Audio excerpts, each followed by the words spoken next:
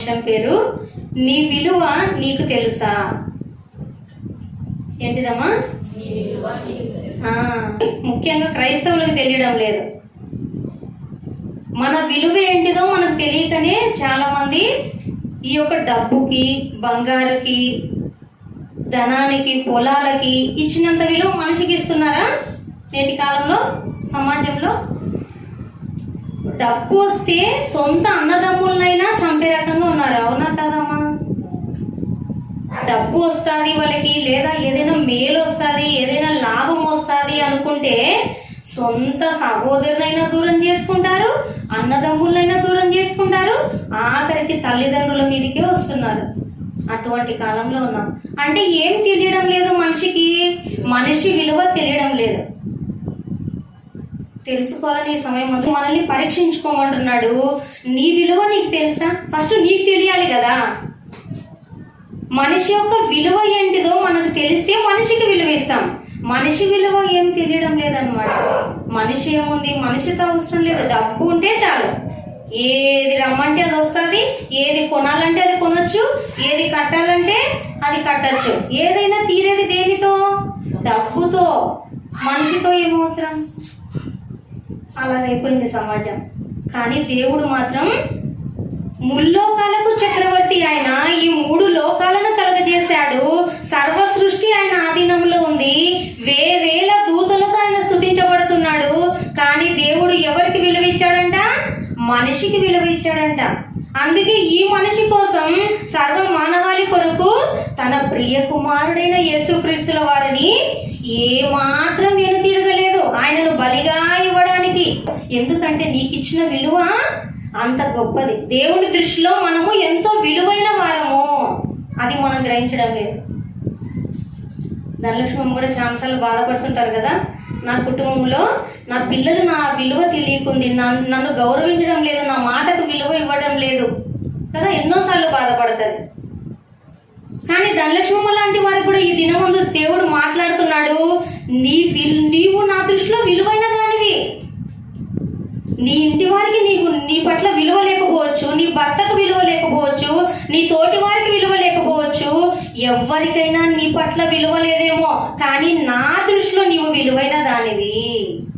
కాబట్టి సంతోషంగా ఉండు, కృంగిపోవద్దు, చింతించద్దు, బాధపడద్దు. ఎందుకంటే ఎవరికి విలువ లేకపోయినా నా దృష్టిలో నువ్వు విలువైన దానివి, విలువైన వాడవు.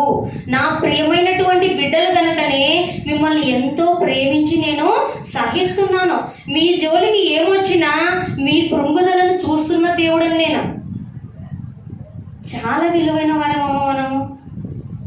ఫర్ ఎగ్జాంపుల్ గమనించండి, హాస్పిటల్లో వర్క్ చేసే వాళ్ళకి చాలా మందికి తెలుసు, ఒక కిడ్నీ కానీ ఎవరైనా మరణించింటారు అప్పుడప్పుడు యాక్సిడెంట్లో, ఒక కిడ్నీని అక్కడ నుంచి ఇంకొక వ్యక్తికి ట్రాన్స్ఫర్ చేయాలన్నా, హాస్పిటల్ తీసుకెళ్లాలన్నా, ఒక హార్ట్ని తీసుకెళ్లాలన్నా కొన్ని గంటలలో ఒక మనిషికి పెడితే ఇది ఒక మనిషికి ఉపయోగపడుతుందని ఒక అవయవము అంబులెన్స్ ద్వారా హాస్పిటల్కి వెళ్తూ ఉంటే ప్రధానమంత్రి కాదు, ఎంత గొప్పలు కావచ్చు ఈ లోకంలో, వాళ్ళు ఆగిపోవాలి, సైడ్ వెళ్ళిపోవాలి ఆ వెహికల్కి. ఎందుకమ్మా? ఆఫ్టర్ ఆల్ ఒక అవయవం కదా, అది ఎంత పేదవాడిదైనా మళ్ళీ ఉన్నతస్తులకు కానక్కర్లేదు. ఆ అవయవానికే అంత విలువ ఉంటే ఆత్మను నీ దేహంలో ఉంచి ప్రాణంతో నడిపిస్తున్న నీకు విలువ లేదంటే ఎలా నమ్ముతాం? చూపండి, ఆలోచించండి ఒకసారి. మన దేహంలో ఒక అవయవం పోతే ఇంకొక మనిషిని మాత్రమే పెట్టాలి, మనకు తయారు చేయలేదు. ఏ అవయవం పోయినా ఒక రక్తపు చుక్కను తయారు చేయలేడు మనిషి. కానీ మనిషికి విలువ ఇవ్వడు. ఒక చోట పని జరగాలన్నా మనిషి అవసరం. మన ఇంటి నిండా బంగారం ఉందనుకోండమ్మా, ధనం ఉంది, పొలం ఉంది వెనకాల, నీకు మనిషే లేడు అనుకోండి, మనిషే లేడు నీకు తోటిగా, నీ అనేవారు ఎవరు లేరు. అవన్నీ నువ్వు ఏడుస్తున్నావు అనుకోండి, ఓదార్పు చెప్పగలవా? రత్నరాశులు, బంగారు మేడలు, ఇవన్నీ మనకు ఓదార్పు చెప్పగలవా? కనీసం మన గొంత ఆరిపోతుంటే నీళ్లు తీసుకొచ్చి ఇవ్వలేవు అవి. ఎకరాలు స్థలం ఉండు, ఆ స్థలం నడుచుకుంటూ వచ్చి వాటర్ దాపగలదా? మనకి తప్పిక తీర్చగలదా? నువ్వు ఏడుస్తున్నావు అనుకో, నీకు దాహాన్ని, నువ్వు ఏడుస్తుంటే ఓదార్పు, ఆదరణ ఇవ్వగలవా? అవి మనకున్న ధనము ఎవరు ఇవ్వగలరు? ఎంత పేదవాడైనా ఎంత కులం తక్కువైనా, ఎంత లేనివాడైనా ఒక మనిషి చేయగలడు. ఒక మనిషికి మనిషి చేయగలడు సహాయం, కానీ మనిషికి విలువ లేదు. ఒక మనిషి నుండి మనిషికి అన్ని అవసరతలు ఉన్నాయి, కానీ మనిషి అంటే మనిషికి పడదు. వేరే అవ్వనక్కర్లే, వాళ్ళ అన్యులు, మేము క్రైస్తవులం అని అక్కర్లేదు. ఇప్పుడు ఇంటి వారికే పడదు. ఒక కడుపున పుట్టిన బిడ్డలు 3-4 అయితే వారికే పడదు. ఎందుకమ్మా ఈ తారతమ్యం? దేన్ని బట్టి? ధనము నమ్ముకున్న వాడు పాడైపోతాడంట. దేవుడు ఏం కోరుకుంటున్నాడంటే, నీ పక్కనున్న సహోదరుని, నీ పక్కనున్న మనిషిని ప్రేమించినప్పుడు నీవు నన్ను ప్రేమించినట్టు కాదు అని దేవుడు చెప్తుంటే, మనిషి అంటే ఏమాత్రం విలువ లేదు. ఒకటి ఏదైనా లాభం వస్తుందంటే మనిషిని చంపడానికైనా వెనుతిరగడు మనిషి. ఇటువంటి మనిషిని దేవుడు ప్రేమించింది? ఇటువంటి మనిషిని దేవుడు ప్రేమించి, దేవుడైతే చూడండి, లూకాసు వార్త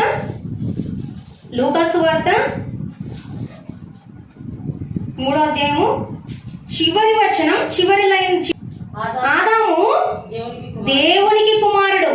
మనమందరం వెనక్కి వెళ్ళిపోయినాం అనుకోండి, మన అమ్మ నాన్నకి పిల్లలం. అలా వెనక్కి వెళ్ళిపోతూ వస్తే ఎవరు వస్తారు? చివరిగా ఆదాము వస్తారు కదా. ఆదాము ఎవరికి కుమారుడు అంట? దేవునికి కుమారుడు. ఆదాముని పరిశుద్ధంగానే చేశాడు దేవుడు, కానీ సాతాను మాటలకు, ఆలోచనలకి లొంగిపోయి పాపం చేసి దేవునికి దూరం అయ్యాడు, ఎడబాటయ్యాడు. అప్పుడు ఆదాముతో, నేను ఇప్పుడు మీతో ఎలా మాట్లాడుతున్నా, ఇలా ఉందాం, ఇలా ఉండాలి, దేవుడు ఇలా కోరుకుంటున్నాడని, అలాగా ఏదైనా తోటలో ఆదాము గారితో ఆయన స్వరం వినే భాగ్యము, ఆయన ఏ విధంగా నడుచుకోవాలో చెప్పే భాగ్యము, ఎదుటిగా మాట్లాడే భాగ్యములో ఉన్నటువంటి ఆదాము దేవునికి, ఆయనకి ఎడబాటు వచ్చింది. ఎందుకు వచ్చింది? ఎందుకంటే ఉన్నదాంతో తృప్తి పడక మోసంలో పడ్డారు కదా. హవ్వమ్మ ద్వారా ఆదాము గారు ఇద్దరు కలిసి దేవుడు చెప్పిన ఆజ్ఞను అతిక్రమించి పాపం చేశారు. దేవుడు నరులను యథార్థవంతులుగా పుట్టించాడు. చెడ్డవాడికి ఎవరైనా పుట్టించాడో చెప్పగలరా? ఒప్పుకోగలరా? ఇక్కడ కూడి చేరి ఉన్న మనమందరం దేవుడు దుర్మార్గులని చిన్నప్పటి నుండే దుర్మార్గులుగా చేశాడని ఎవరిని ఒప్పుకోగలరా? ఏ బిడ్డను, పసిబిడ్డను ఎత్తుకోండమో పుట్టిన వెంటనే ఎలా ఉంటారా బిడ్డ? ఒకరు కీడు చేస్తారా? వాళ్ళు అబద్ధం ఆడతారా? దురాలోచనలు చేస్తారా? చెడు నడవడిలో నడుస్తారా? ఏమి చేయలేరు వాళ్ళు చెడు. అటువంటి స్థితిలో దేవుడు ప్రతి మనిషికి బిడ్డను అనుగ్రహిస్తున్నాడు. కానీ మనుషులు రకరకాల ఆలోచనలు చేసి దేవునికి దూరము, ఎడబాటు అయ్యేటువంటి విధానంలో పాపము కొని తెచ్చుకొని దుర్మార్గులుగా మారుతున్నారు. ప్రతి ఒక్కరు కూడా, ఎవరు అన్నీకి లేదు, క్రైస్తవులన్నీకి లేదు, మనిషి అన్న ప్రతి వాడు కూడా ఏమైపోతున్నాడు? చెడ్డవాడిగా మారిపోతున్నాడు. ఆ పాపం ఎప్పుడైతే చోటు చేసుకుందో దేవునికి, మనిషికి ఎడబాటు వచ్చేసింది. ఆ ఎడబాటుని పూడ్చి దేవునితో మనల్ని మళ్ళీ తిరిగి సమాధానపరిచి, మనం దాస్యమును కాడి కింద, పాపమును కాడి కింద ఉన్నటువంటి మనల్ని దేవునికి సమాధానపరచడానికి ఎవరు వచ్చారు మనకి ఈ లోకంలోకి? యేసుక్రీస్తుల వారు వచ్చారు. తండ్రి అయిన దేవునికి మనల్ని ఎడబాటు ఉన్నప్పుడు ఈ పాపాన్ని తొలగించి, అందుకే ఆయన అన్నాడు, నేనే మార్గం. ఆయనే మనకు మార్గము. దేవుడి వద్దకు వెళ్ళాలంటే ఎందుకు? ఆయన మార్గంలో మనం నడుచుకుంటూ వెళ్తే పరలోకానికి వెళ్తాం. ఆయన మార్గంలో నడుస్తున్నామా?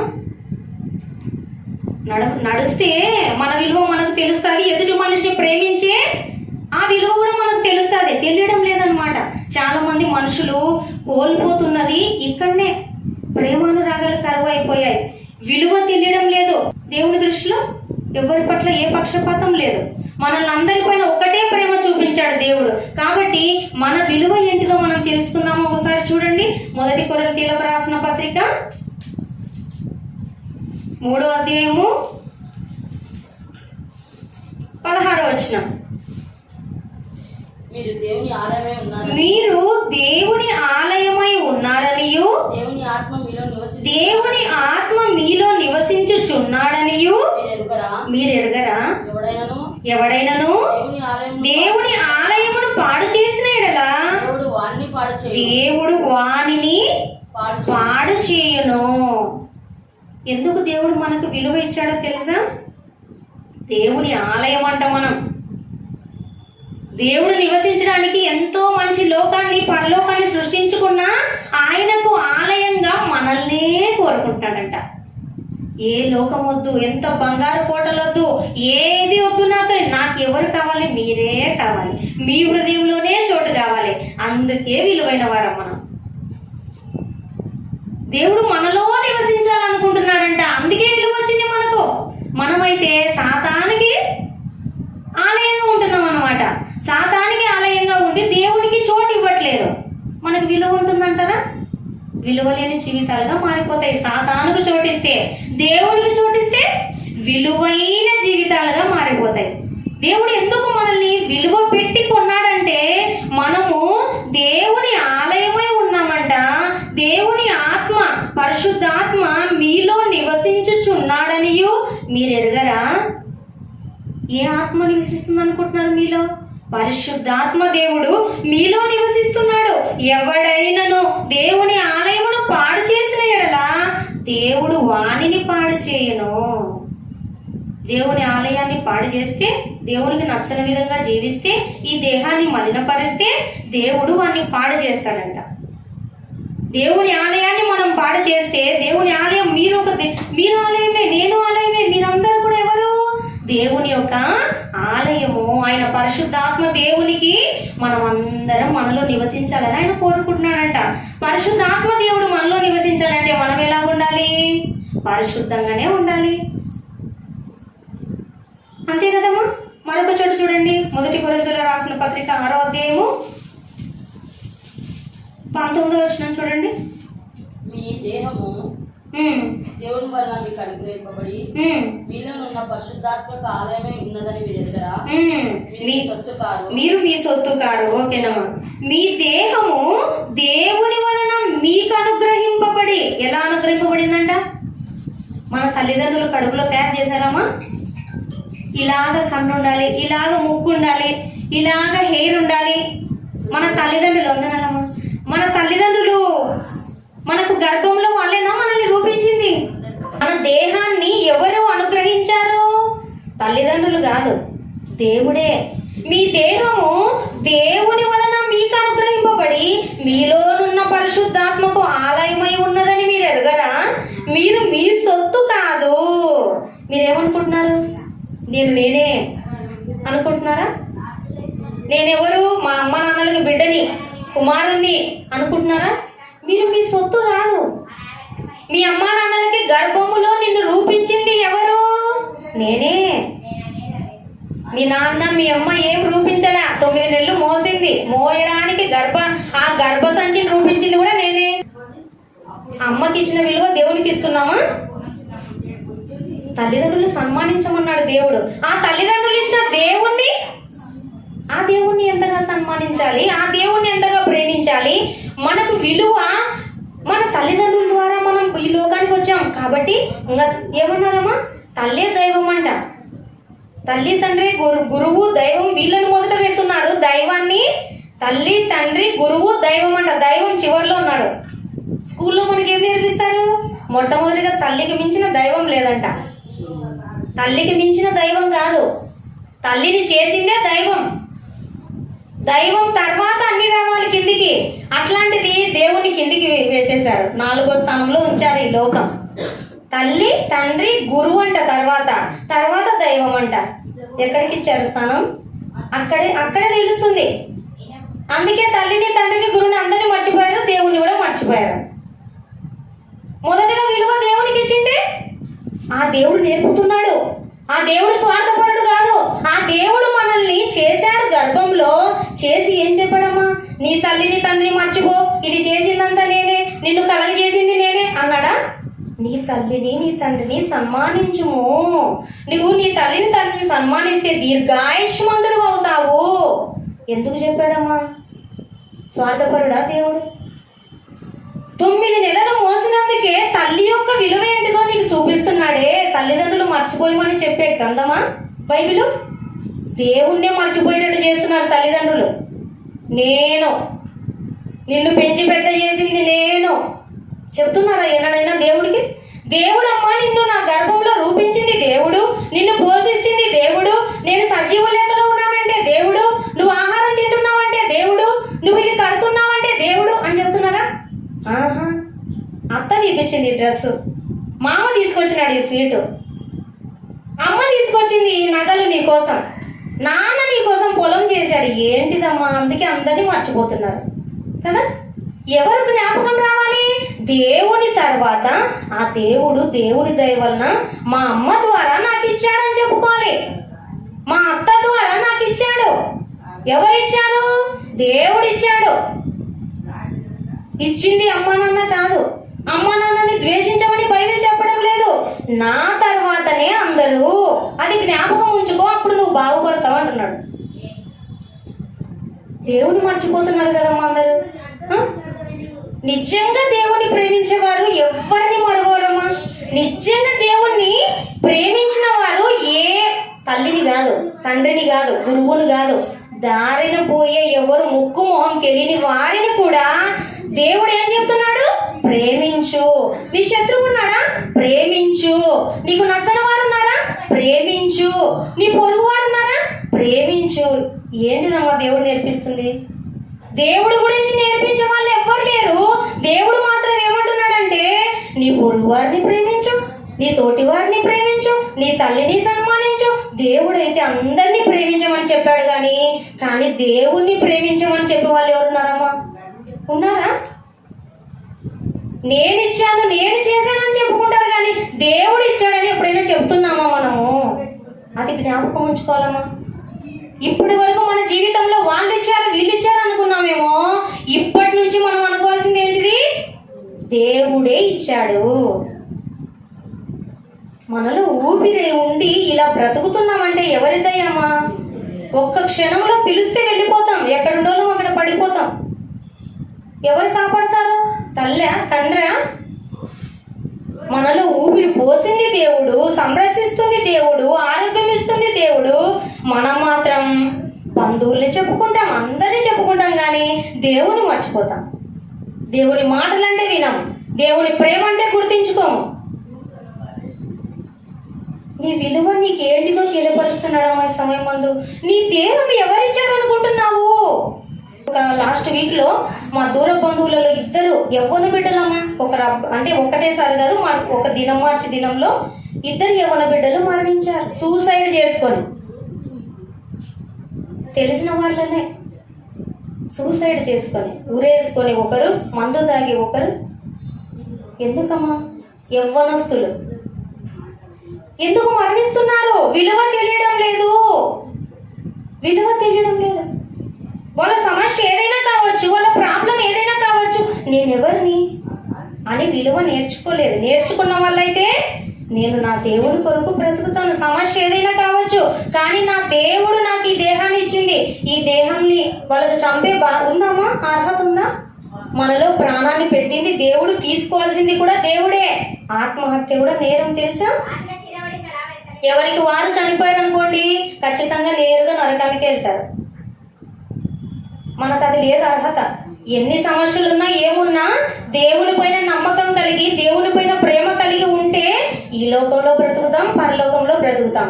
అలా కాకుండా ఎవరికి వాళ్ళు మరణించారనుకోండి, ఇంకా అంతే, ఏం లేదు. మనిషికి మనిషి విలువ తెలిస్తే అలా మరణించరు. ఆ ఇద్దరిని చూసినప్పుడే నాకు ఈ పాఠం సెలెక్ట్ చేసుకున్నాను నేను. మనిషికి విలువ తెలిస్తే అలా మరణిస్తారా వారికి వారు? ఎవరికి సమస్యలు ఉండవమ్మా? ఇక్కడ కూర్చున్న మనకు లేవా సమస్యలు? లేవా? మరి మనం మరణించలేదే. విలువ తెలియక, విలువ తెలియని వారు సూసైడ్ చేసుకుంటున్నారు. ఆ దేహం ఇచ్చింది ఎవరు? ఆ సమస్య ఏదైనా కావచ్చు, వారికి ఎవరైనా ఇచ్చారా? దేవుడు నీ దేహము నాకు ఆలయము, నేను నీకు అనుగ్రహించాను దేహాన్ని. నీ విలువ ఏంటిదో తెలుసా? నా దృష్టిలో నీవు విలువైన వాడివి. దేవుని దృష్టిలో విలువైన వారం అంటే మనము ఎంత ధన్యులమమ్మా అసలు. అందుకే దేవుడు మరొక చోటు చూడండమ్మా, 2 కొరింథీయులకు రాసిన పత్రిక 6వ అధ్యాయము 18వ వచనం. మనము మనము జీవము గల దేవుని ఆలయమై ఉన్నాము. అందుకు దేవుడు ఇలాగూ సెలవిచ్చుచున్నాడు. ఎవరమంట మనము? జీవము గల దేవుని ఆలయాలు. చాలా మంది విగ్రహాలు ఆరాధిస్తుంటారు కదా, అవేంటివి? జీవం లేనివి కదా.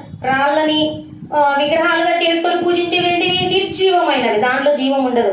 చెవులున్నా వినవంట, కళ్ళున్నా చూడవంట, నోరున్నా మాట్లాడవంట. మనం ఎవరిని? జీవం కలిగినటువంటి ఆలయము. అందుకే దేవుడికి ఆయన దృష్టిలో మనము విలువైన వారము. మనలో జీవాన్ని పెట్టింది ఆయన, మనలో ఆత్మను పెట్టింది ఆయన. అందుకే ఆయన కోరుకుంటున్నాడు, నేను పరిశుద్ధుడనై ఉన్న ప్రకారం మీరును పరిశుద్ధులై ఉండుడి, మీ దేహములో నేను నివసించాలనుకుంటున్నాను. అర్థమవుతుందా? మీరు ఎంత గ్రేటో, మీరు ఎంత విలువైన వారో తెలుసా? నాకు అనుకుంటే పెద్ద పెద్ద లోకాలే చేసుకోగలను, కానీ నాకు నువ్వే కావాలి. ఎంత విలువైన వారమమ్మ మనము. మన ఇంటి వారి నుంచి, మన తోటి వారి నుంచి, మన సహోదరుల నుంచి, మన బంధువుల నుంచి ఏదో చిన్న బాధ బంధువు అన్నారు, నన్ను అన్నారు, నేను తట్టుకోలేను, ఈ నింద నేను భరించలేను, ఈ కష్టం నేను భరించలేను, నేను ఓర్చుకోలేను, నేను సహించలేను, అమ్మో నేను అసలు నేను ఉండను, అసలు ఈ భూమి మీద నేను బ్రతకను అసలు ఇంకా. అందుక నేర్చుకోనందుకే, మన విలువ ఏంటిదో మనం తెలుసుకోనందుకే ఆఫ్టర్ ఆల్ చిన్న చిన్న సమస్యలవి సాతాను ఆలోచనలు పుట్టించడం, అందరినీ తికమిక పెడుతుంటే ఆ ఒక మోసంలో పడిపోతున్నారు మనుషులంతా. సాతాను అనుకుంటారు కానీ అందరూ సాతాను బలవంతంగా ఏం చేయదమ్మా. అందుకే దేవుడు మనిషిని కూడా శిక్షించేది. బలవంతంగా చేయదు, ఆలోచనలు పుట్టిస్తుంది. చేయడం చేయకపోవడం మనిషిలో ఉంది, ఆలోచనలు అయితే పుట్టిస్తుంది. ఇది నిజమా? వచ్చింది కదా, ఇది నిజమా? కాదు, అలాగూ ఇలా కాదు, అలాగని చెప్పింది. అట్లా చెప్పింది దేనికోసం? మోసంలో వేయడానికి. మోసపూరితమైన మార్గం చూపిస్తే నీకు నిజమైన మార్గం తెలిసినప్పుడు, నీకు నిజమైన దేవుని ప్రేమ తెలిసినప్పుడు, అమ్మో ఇదేదో మోసకరమైన మాట, నా దేవుడైతే నన్ను ఏమలా చేయడు. ఎలాగ పడిపోయారు వాళ్ళు ఆదమవ్వలు? మీరు కూడా దేవతల వలే అవుతారంట ఆ పండు తింటే. అవునమ్మా, దేవుడి కన్నబిడ్డలు కదా వాళ్ళు. వాళ్ళు ఏమవ్వాలో దేవుడికి తెలియదా? నా దేవుడని, నా దేవుడిపై నమ్మకం ఉంది అని వాళ్ళు అనుకోనింటే సాతాను చెప్పినట్లు విని పండు తినేవారు కాదు. ఏ మోసంలో పడ్డారు? అపవాది యొక్క ఆలోచనలో పడ్డారు. అవునా, మేము కూడా దేవతల వల్లే అవుతామని దేవుడు తినొద్దన్నాడా అని తిన్నారు కదా. అదే అలా పుట్టిస్తుంది కానీ బలవంతంగా పెరిగి నోట్లో ఏం కుక్కదు, బలవంతంగా వాళ్ళ చేయి పట్టుకొని తెంపని లేదు. అది మనిషిలో దేవుడు స్వతంత్రత ఇచ్చేస్తాడు. మంచి చెడు రెండు పెట్టాను, నీ ఇష్టం. ఇంకా ఏ మార్గాన్ని ఎన్నుకుంటావో, ఏ మార్గంలో వెళ్తావో అది నీ ఇష్టం. నువ్వే నష్టాన్ని కొని తెచ్చుకుంటావు. దేవుని ప్రేమ ఇంతగా చెప్తున్నప్పటికీ మనం తెలుసుకోకుంటే ఎలాగమ్మా? అరే నేను దేవుని దృష్టిలో ఇంత విలువైనదానా? నా గురించి నేనేమో అనుకున్నా, నా బిడ్డలే నాకు విలువ లేదనుకున్నా, మా చెల్లెలే నన్ను అసహించుకుంటుంది అనుకున్నా, మా ఇంటి వారే నన్ను త్రోసిపుస్తున్నారు అనుకున్నా. ఎవరు త్రోసిపుచ్చినా పర్లేదు, నా దేవునికి నేను ఆలయమా. అట్లయితే నేను దేవుని చిత్తానుసారంగానే బ్రతుకుతాను. ఎవరు త్రోసిపుచ్చినా ఆదరించే నా దేవుడు నాకున్నాడు కదా. ఎవరు త్రోసిపుస్తే నాకేం? దేవుడు ఎవరినైనా త్రోసిపుస్తాడామా? ఎంతటి పాపినైనా చేరదీసే హృదయం ఆయనకుందే, ఎప్పుడు మారుతారా అని.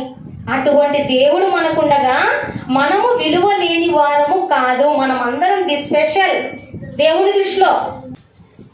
గలతీయులకు రాసిన పత్రిక 4వ అధ్యాయము 6 నుండి చదవడమా. మీరు కుమారులై ఉన్నందున నాయన తండ్రి అని మొరపెట్టు, తన కుమారుని ఆత్మను దేవుడు మన హృదయములలోనికి పంపెను. ఏమనుందమ్మా ఇక్కడ? మీరు కుమారులై ఉన్నందున నాయన తండ్రి అని మొరపెట్టు, తన కుమారుని ఆత్మను అంటే పరిశుద్ధాత్మను దేవుడు మన హృదయములలోనికి పంపెను. కాబట్టి నీవిక దాసుడవు కావు, కుమారుడవే. కుమారుడవైతే దేవుని ద్వారా వారసుడవు, వారసురాలివి. నాయన తండ్రి అంటే పలుకుతాడంట. పరిశుద్ధాత్మ దేవుడు మన హృదయంలో చోటు చేసుకొని నాయన తండ్రి అంటే పలికేవాడిని నేనున్నా కదా. నీవు దాస్యమును కాడి క్రింద ఉన్నప్పటికీ నిన్ను ప్రభు ద్వారా దాసుడిగా దాసురాలిగా నేను ఉంచడం లేదు. క్రీస్తు ద్వారా నీవు నా వారసురాలివి, నీవు వారసుడవు అంటున్నాడు. నువ్వు నా కుమారుడవు, నా కుమార్తెవు. ఇంకా దాస్యమన కాడి కింద ఎందుకుంటావు? నీకంటూ నేను ఒక విలువ ఇచ్చాను. ఏ విలువ? దేవుని కుమార్తెవు, నా లోకమంతా నీదే. నీ హృదయంలో చిన్న చోటు ఇచ్చావనుకో దేవునికి, పరలోకమంతా నీదేనంట. ఏమమ్మా, ఇద్దామా దేవునికి చోటు? మన హృదయంలో కొంచెమే మనం ఇచ్చేది దేవునికి చోటు, కానీ పరలోకమంతా మనదేనంట. మనలో పరిశుద్ధతకు చోటిస్తే పరలోకమంతా మన సొంతం చేసుకుందామమ్మా. పోగొట్టుకొని శిక్ష పొందుకుందామా? శిక్ష పొందుకోవడం అవసరమేనా మనకి? ఎంత దౌర్భాగ్య స్థితి. దేవుడు ఇంతగా మాట్లాడుతున్నా దేవుడిచ్చిన పరలోక రాజ్యాన్ని పోగొట్టుకుంటున్నామంటే ఎంత దౌర్భాగ్యులం మనం.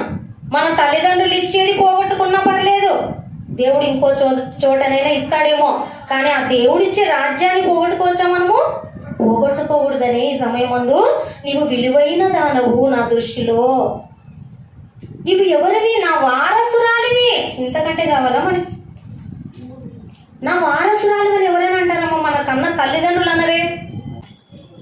మరి ఎంత గొప్ప తండ్రి మన తండ్రి. ఆడపిల్లలకేమో తక్కువ ఇస్తారు కదా, కట్నం ఇచ్చి పంపేస్తారు. ఉన్న ఆస్తి మొత్తం ఎవరికి ఇస్తారు? కుమారుడికి మాత్రమే. స్వార్థం కదా, పక్షపాతం కదా ఈ లోకంలో ఉన్న తల్లిదండ్రులకి. అదే మన కన్న తండ్రికి కుమార్తెవైన నీవు ఒకటేనంట, కుమారుడైన పురుషుడు ఒకటేనంట. సేవ చేసిన వాళ్ళు ఒకటే, చేయని వాళ్ళు ఒకటే, లేని వారు ఒకటే, ఉన్నవారు ఒకటే. ఎంత పక్షపాతం లేనిటువంటి ప్రేమ కలిగినటువంటి దేవుడమ్మా మన దేవుడు. ఇంత విలువ ఇస్తారా ఎవరైనా? తమకు నచ్చిన కుమారునికే నిలువుటంగి కుట్టించాడు యాకోబు గారు. యోసేపుకి అందరికి కుట్టించాడా? అందరు కుమారులే కదా. అట్లా నచ్చిన వారికే ఇస్తారు నేటికి ఈ సమాజంలో ఉన్న తల్లిదండ్రులు. దేవుడు అంటున్నాడు, ఇప్పటి వరకు నువ్వు నాకు నచ్చినట్లు బ్రతకలేదా? ఇప్పటి నుండి బ్రతుకు చాలు. ఇప్పటి నుండి బ్రతికినా కూడా దేవుని రాజ్యంలో అందరికి ఇచ్చే చోటే నీకు ఇస్తాను ఆయన.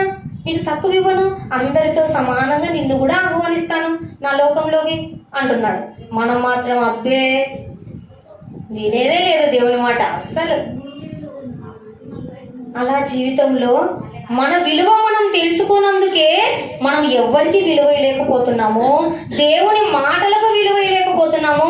అరే నిజముగా నా తండ్రి నన్ను ఎంతగా విలువ ఇచ్చి చూస్తుంటే నా తండ్రి మాటలు వినాలని నాకు లేదే, నా దేవుని ప్రేమ పొందుకోవాలని నాకు లేదే. మనకి ఇంత విలువ ఇచ్చినప్పుడు మనం ఎంత విలువ ఇవ్వాలమ్మా దేవుడికి? ఇవ్వాలనా లేదా?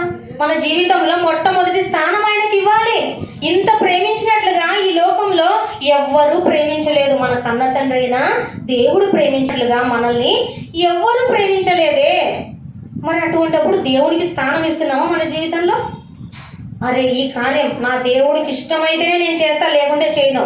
నా జీవితంలో ఏం జరిగినా దేవుని చిత్తం అయితేనే జరగాలి, లేకుంటే జరగనక్కర్లేదు. నా దేవుని చిత్తమే నా జీవితంలో జరగాలి. దేవుడికి మనం చోటు ఇచ్చే వారంగా ఉన్నామా? మనకు విలువ వచ్చిందంటే అది దేవుడు ఇచ్చాడు కాబట్టి మనల్ని కూడా కోరుకుంటున్నాడు. దేవునికి విలువ ఇచ్చే వారంగా మనం ఉన్నామా? మనల్ని ప్రేమించిన వారిని ప్రేమించడం తెలుసు మనకి, మనల్ని గౌరవించిన వారినే గౌరవించడం తెలుసు. మనల్ని అసహించుకున్న వారిని గౌరవిస్తామా? ఇంటికి తీసుకొచ్చి గౌరవించాం. కానీ దేవుణ్ణి ఒకానొక స్థితిలో ఒకానొక సమయంలో మనం దేవుణ్ణి పెడచెవిన పెట్టాం, దేవుని మాటలు వినలేదు. అయినా దేవుడు విలువ ఇచ్చాడు మనకి, ఉచితముగా ఇచ్చాడు.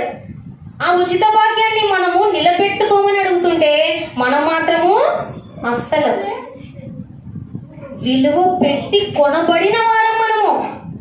ప్రభు అయిన యేసుక్రీస్తుల వారి యొక్క బలియాగము ద్వారా మనము విలువ పెట్టి కొనబడ్డామంట.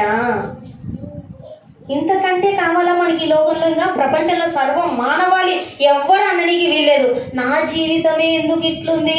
అందరి జీవితాలు బాగున్నాయి కదా, శారీరకంగా బాగుండొచ్చేమో, కానీ ఆత్మీయంగా దేవుని చిత్తానుసారంగా బ్రతుకుతుంటే అందరూ సమానమే దేవునికి. ఒకరు ఎక్కువ ఒకరు తక్కువ అని దేవునికి లేదు, అందరూ సమానమే దేవుని దృష్టిలో. కాబట్టి మనం ఇప్పటి నుంచి ఏం చేయకూడదు? బాధపడకూడదు, చింతించకూడదు, కృంగిపోకూడదు. దేవుని దృష్టిలోనే విలువ నాకు ఇంత ఉన్నప్పుడు నేనెందుకు ఏ సమస్యకు భయపడాలి? నా దేవుడి పైన ఆధారపడి నేను బ్రతుకుతాను. నేను బ్రతికినా క్రీస్తు కొరకే, చనిపోయినా క్రీస్తు కొరకే అనే మార్గంలో సాగితే మనకి ఏ కష్టమైనా ఏమైనా చేయగలదా? చెయ్యలేదమ్మా. మరొక చూడండి, హెబ్రీయులకు రాసిన పత్రిక 12వ అధ్యాయము 6 నుండి చదవండి అమ్మా. ఆయన నిన్ను గద్దించినప్పుడు విసుకకుము. ప్రభువు తాను ప్రేమించు వానిని శిక్షించి తాను స్వీకరించు ప్రతి కుమారుని దండించును అని కుమారులతో సంభాషించినట్లు మీతో సంభాషించు ఆయన హెచ్చరికను మరచితిరి. దేవుడు ఏమంటున్నాడు? ప్రభువు చేయు శిక్షను తృణీకరించకము. దేవుడు మాటల ద్వారా గద్దిస్తున్నప్పుడు నువ్వు విసుకద్దు అంటున్నాడు. విసుకకము. ప్రభువు తాను ప్రేమించు వానిని శిక్షించి తాను స్వీకరించు ప్రతి కుమారుని దండిస్తాడంట. దేవుడు మనల్ని ప్రేమించాడు కాబట్టి ఈ సమయం ముందు ఆయన మాటల ద్వారా హెచ్చరిక చేస్తున్నాడంట, గద్దిస్తాడంట, కొన్నిసార్లు ఖండిస్తాడంట. అప్పుడు మనం ఏం కాకూడదు?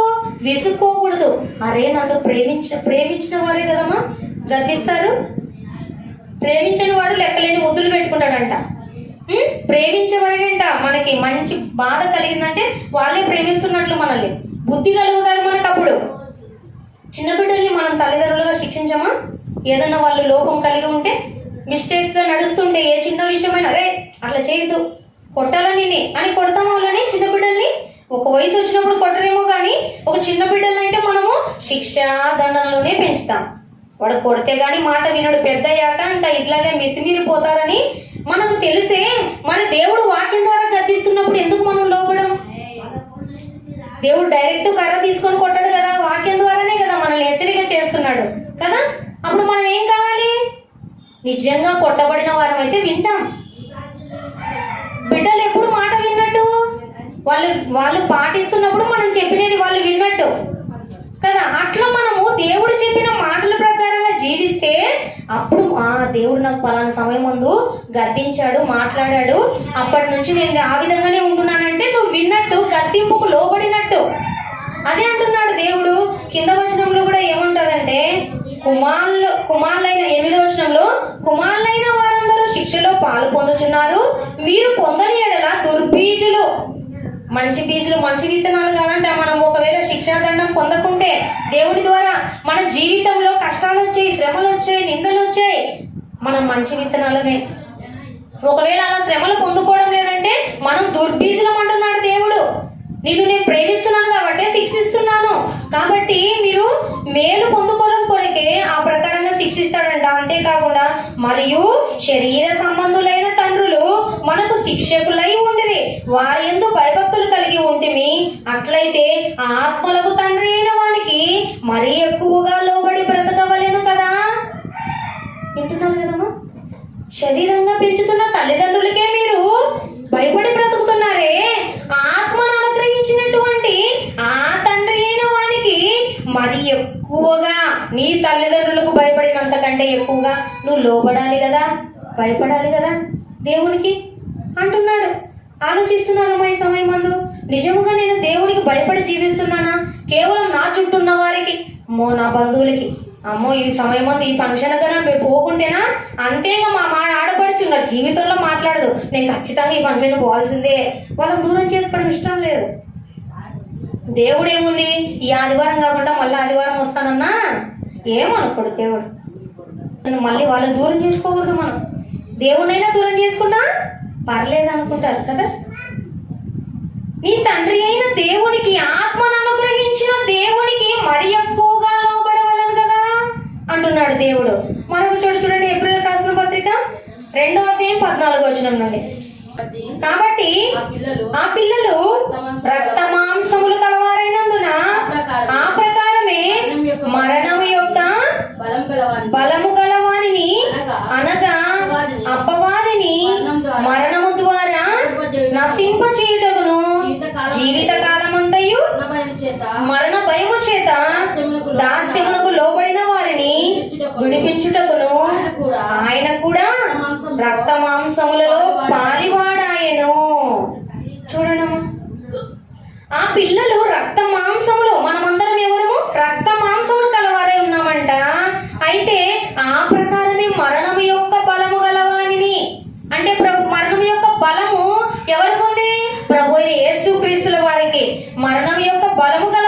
అనగా అపవాదిని మరణము ద్వారా నశింపచేయుటకును జీవితకాలమంతయు మరణ భయము చేత దాస్యమునకు లోబడిన వారిని విడిపించుటకు. పాపమునకు దాస్యమునకు లోబడిన వారిని విడిపించుటకు ప్రభు అయిన యేసుక్రీస్తుల వారు మనలాగే రక్త మాంసములు గలవాడే ఈ లోకంలోకి వచ్చాడంట. దాస్యమునకు లోబడిన వారిని విడిపించుటకు ఆయన కూడా రక్త మాంసములో పాలివాడయ్యను. రక్త మాంసంలో పాలివాడు కావాల్సి వచ్చింది. మనం చేసినటువంటి దోషక్రియలకి యేసుక్రీస్తుల వారు పరలోకం నుండి మన కొరకు ఈ లోకంలోకి వచ్చాడు. అంత విలువైన వారు మనం గ్రహించండి. ఎప్పటికీ మరవద్దండి ఈ మాట. యేసుక్రీస్తుల వారు ఈ లోకంలోకి వచ్చేంత విలువైన వారం మనం. పరలోక స్థానాన్ని విడిచి కుమారుడైన యేసుక్రీస్తు ఈ లోకానికి వచ్చాడు. రక్త మాంసములలో పాలువాడయ్యాడు. సాతాను యొక్క మరణపు ముళ్ళును విరిచాడు. ఆయన ఈ లోకంలోకి వచ్చి మనందరికీ నేర్పించాడు. ఎలాగైతే నేను తిరిగి మరణించి తిరిగి లేచాను, నీవు కూడా మరణించావనుకో, నా వద్దకు అలాగే మరణంతో నీవు ముగింపు ఉండదు. తిరిగి నువ్వు మళ్ళీ లేస్తావు, నా రాజ్యంలో ఉంటావు. నువ్వు మరణించిన తర్వాత అంతకు ముగిసిపోతుంది అనుకోవద్దు. అలాగ తెలియని వారు అనుకుంటారు. మీరైతే మీరు చనిపోయినను బ్రతికే ఉంటారు నా మాటల ప్రకారంగా జీవిస్తే అంటున్నాడు. చివరి వచనం చదువుకుందామా? లూకాసు వార్త 4వ అధ్యాయము 18వ వచనం నుండి.